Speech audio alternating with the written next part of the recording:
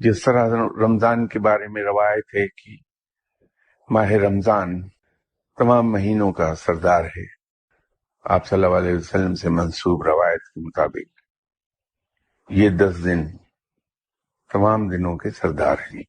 इन 10 दिनों में की गई इबादत, इन 10 दिनों के रोजे रखे गए एक साल के इबादत और रोजों के बराबर गिने जाती हैं। जो मुसलमान इन 10 दिनों में रोजे रखता है, हर 10 दिन के बदले में रब ताला उसे एक साल के रोजों के बराबर सवाब बख्श देता है। इसी तरह इन 10 रातों में की गई इबादत का अजर भी, हर रात की इबादत एक साल की इबादत के बराबर दर्जा रखती है उसके सवाब के मामले।